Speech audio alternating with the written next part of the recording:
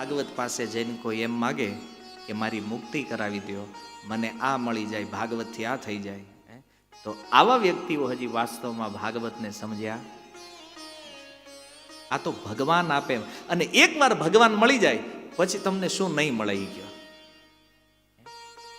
જે લક્ષ્મીની પાછળ પાછળ આપણે આટા મારીએ છીએ ને લક્ષ્મી પૂજાના દિવસે, લક્ષ્મીજી આવો, ત્યારે કોઈ ના જ પાડતું, પણ એ લોકોને ખબર નથી આ લક્ષ્મી આવે છે કેમ. એના પતિ નારાયણને બોલાવી લો, એ તો પાછળ પાછળ આવશે. ટેકનિક યુઝ કરો. આજે આપણે ટેકનોલોજીમાં જીવવા વાળા લોકો છીએ, પણ ટેકનિક આપણને ખબર. લક્ષ્મીજીની પાછળ પડ્યા ક્યારેય નહીં આવે. લક્ષ્મીજી ત્યાં જાય છે જ્યાં એના પતિ નારાયણ નિવાસ કરે છે. લક્ષ્મીજીની ચાહના છે તો નારાયણની ચાહના કરવી પડે. ભગવાન મળે પછી આ જગતમાં કયું સુખ દુર્લભ રહે છે એ બતાવો. અંબાણી એમ કહી દે આજથી તું આપણો ભાઈ બન, પછી કઈ ઘટે? વાત છે. ભગવાન મળ્યા પછી આ જગતમાં બીજી કોઈ કામના રહી જાય ને તો સમજવું કે આને ભક્તિનો સ્પર્શ થયો. પણ આ પ્રશ્નની અંદર સૂત ગોસ્વામી સમજી ગયા કે શૌનકાદી ઋષિઓ જે છે એ ખરા અર્થમાં ભાગવતના અધિકારીઓ છે. અને એટલા માટે સૂતજી કહે છે, શ્રી સુત ઉવાચ પ્રીતિ શૌનક ચિત્તે તે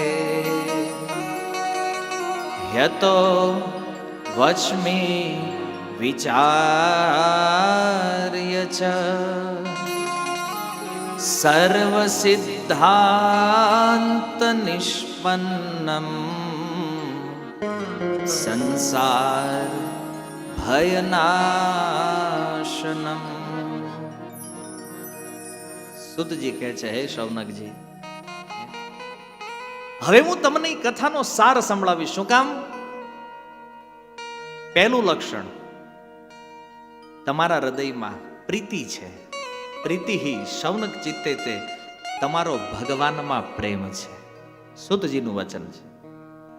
ભાગવતનો અધિકારી એ છે જેને ભગવાનમાં પ્રેમ થયો છે, જેને ભગવાનમાં થોડી એવી પ્રીતિ છે. આ વ્યક્તિ ભાગવત સાંભળી શકે છે. આમ તો ઘણી જગ્યાએ અધિકારોની ચર્ચા છે. પહેલો અધિકારી છે જેના હૃદયમાં ભગવાન પ્રતિ થોડો પ્રેમ છે, એ ભાગવત સાંભળવાનો અધિકારી છે. ભગવાનમાં પ્રેમ ન હોય ને એવા વ્યક્તિને તમે કથામાં બેસાડો તો કરે શું? મોબાઈલમાં વાત કરશે, પાછળ બેઠા બેઠા વોટ્સએપમાં મતતા હોય, ફેસબુકમાં મતતા હોય, ટાઈમ પાસ કરતા હોય કે આ ભાઈ પૂરું કરે ત્યાં આપણું પૂરું થઈ જાય. અને નજર કાંઈ ન હોય તો પછી નિદ્રા દેવી તો છે જ. સુખે નિદ્રા ગયેલા આમાં ઠાકોર ભક્તિ વિનોદ કે કાંઈ મજા ન આવે તો કથામાં હુઈ જાવ. પણ તમને એક રહસ્યની વાત એ કહું કે કથામાં સૂવું ને આનોય ફાયદો છે. હા, શું કામ? કે જે કથામાં સૂતો, પહેલા આપણે એ સમજી લો માણસ કથામાં સૂવે શું કામ. આ બધી વાત હું એટલે કરું છું કારણ કે કથા પહેલા પ્લેટફોર્મ જે છે ને એ જરૂરી છે, અને પ્લેટફોર્મ ન હોય ને તો ટ્રેનમાં ચડાય નહીં, એટલે પ્લેટફોર્મ જરૂરી છે. કથામાં આપણે બેસું, આપણે કથામાં પ્રવિષ્ટ થવું છે, પણ પ્લેટફોર્મ તો હોવું જોઈએ. વ્યક્તિ સૂવે શું કામ કથામાં? કારણ કે જેની અંદર પાપ બહુ હોય ને, પાપ વધારે ભર્યું હોય ને, પછી જ્યારે એ કથામાં પ્રવિષ્ટ થાય ને એટલે પાપ બધા શાંત થઈ જાય. જેવી રીતે ઘડો હોય, ઘડામાં પાણી ભર્યું, ગંદુ પાણી છે, પણ એને તમે સ્થિર રહેવા દો ને તો કચરું બધું નીચે વહી જાય. એમ જ્યારે વ્યક્તિ કથામાં આવે ને ત્યારે પાપ બધા ડાઉન થઈ જાય અને એવી શાંતિની અનુભૂતિ થાય, સુખે નિદ્રા ગયેલા. અને કોઈ પણ કથામાં સુવા વાળાને પૂછી લ્યો, આવી ઊંઘ એને ભલે 25 કરોડના બંગલામાં રહેતો હોય, આ ઊંઘ ન આવે ક્યાંય એને. જે કથામાં આવી. અને આપણી ગેરંટી છે, કોઈને અનિદ્રાનો રોગ હોય તો કથામાં બેહાડજો, છેલ્લી ખુરશી બેહાડવાનું. શું એકદમ આનંદથી કથામાં સુવે. પણ એ સારું શું કામ છે કથામાં સુવું? કારણ કે કથામાં સૂતો ને એ ક્યારેક જાગશે, અને એ જ્યારે જાગશે તો એવો જાગશે કે એ જાગશે ત્યારે સીધો ભગવાનના ચરણમાં જાગશે ડાયરેક્ટ. બાકી તો આપણે રોજ રાત્રે સૂઈએ છીએ ઘરે, રોજ સવાર જાગીએ છીએ, આપણને કઈ ફરક લાગે છે? અમુકને 40 વર્ષ વયા ગયા કરતા, રાતે હોઈ જવાનું, સવારે જાગવાનું, પણ 40 વર્ષમાં કોઈ ડિફરન્ટ નહીં. પણ એકવાર કથામાં સૂઈને જાગે એ પછી હંમેશા માટે જાગીએ, એ પછી ક્યારેય નહીં સૂવે. બધી રીતે લાભદાયી છે કથા. તો પ્રીતિ શૌનકજીને કહી રહ્યા છે સૂતજી, કથા શ્રવણ કરવા માટે ભગવાનમાં પ્રેમ હોવો જરૂરી છે. બહુ વિચાર કર્યો છે મેં, સૂતજી કહે છે, અને વિચાર કરી અને સર્વ શાસ્ત્રોનો જે સિદ્ધાંત, જે નિષ્પન્ન સાર જે છે, સાર હું તમને કહીશ. જે સાર સંસાર ભય નાશનમ, આ સંસારના ભયનો નાશ કરવા વાળું છે. અને આ સંસારનો સૌથી મોટો ભય શું છે? મોટામાં મોટો ભય છે મૃત્યુ. મરવાથી માણસ ડરે છે. કોઈ પણ વ્યક્તિને એમ કહો તમારે મરવું છે, ના ભાઈ, એ જ્યારે આવે ત્યારે ભલે આવે, બાકી એમ ડાયરેક્ટ નહીં. ભય છે કે નથી? મોટામાં મોટો ભય મૃત્યુનો છે. મારા સુરતની એક ઘટના કહું તમને, ઘણી કથાઓમાં મેં કીધી છે. 2000ની સાલમાં આપણે ભૂકંપ આવેલો. એ ભૂકંપ, અને અમારે વરાછામાં 12 માળનું બિલ્ડિંગ, 8મા માળે એક માજી રહે ખાટલામાં, મતલબ જાતે ઊભા ન થઈ શકે, ચાલી ન શકે, આવી સ્થિતિ. અને એમાં ભૂકંપ આવ્યો. માજી રોજ પ્રાર્થના કરતા, ઉઠાવી લે ભગવાનને, કહે દોરી ખેંચી લે ભાઈ, હવે આ દુઃખ મારે જોવું એના કરતા. અને ભૂકંપ આવ્યો, ઘરવાળા માજીને ગોતે, માજી ક્યાં છે? કારણ કે બધા નીચે ઉતરે પછી એટલે માજી ઘરે રહી ગયા. કે તો ભાઈ ઘરવાળાને કર્યું, એ તો આમ થાય પ્રાર્થના કરે છે ભગવાનને લઈ લે, કદાચ બિલ્ડિંગ પડે તો આપણે માજીમાં કે ટેન્શન લે, ઉપર જવું નથી. માજી પાછળથી કે હું અહીંયા છું તમારી પહેલા.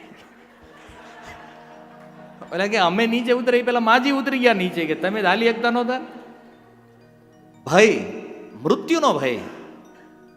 માણસ કહી દે કે મારે વયું જવું છે, ભગવાનને પ્રાર્થના કરે તું ખેંચી લે, પણ મરવું એટલું આસાન નથી. ભય છે. શરીર છોડવું કોને ગમે છે? મોટામાં મોટો ભય છે મૃત્યુ. અને બીજું, જીવનમાં જે વસ્તુ પ્રાપ્ત થઈ છે ને, આને કોઈ લઈ ન લે, એક આનો બીજો ભય છે.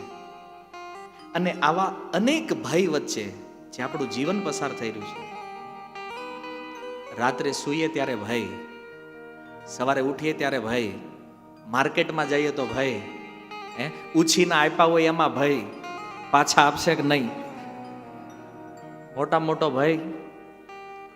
મૃત્યુ કરતા મોટો ભય આ છે અત્યારે, કે આપણા જે વ્યાજે આપેલા છે ને, વ્યાજ ભલે ન આપે, મૂળગા આપી દે તોય ઘણું છે.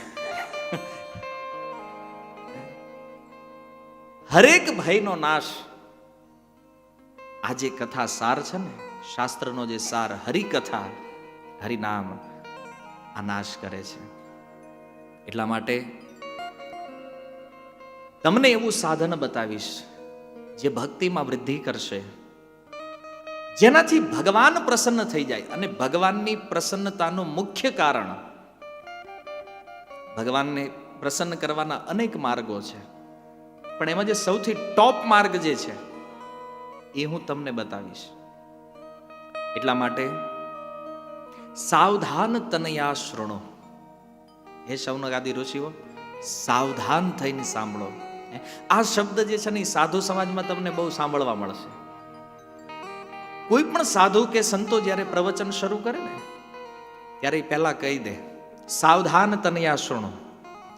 સાવધાન, એના અમુક તો ગુજરાતીમાં જ કહી દે સાવધાન હો જાઈએ, હિન્દીમાં બોલતા હોય તો સાવધાન કરે. શું કામ? એક પ્રશ્ન, ભાઈ અહીંયા બેઠા છીએ તો ભાઈ સાંભળવા જ બેઠા છીએ, તમે ચાલુ રાખો નહીં. ક્યારેક ક્યારેક એવું બને છે કે આપણે કથામાં બેસી ગયા હોય પણ કથા આપણામાં બેસતી નથી. આપણે કથામાં બેસીએ કે નહીં, કથા આપણામાં બેસવી જરૂરી છે.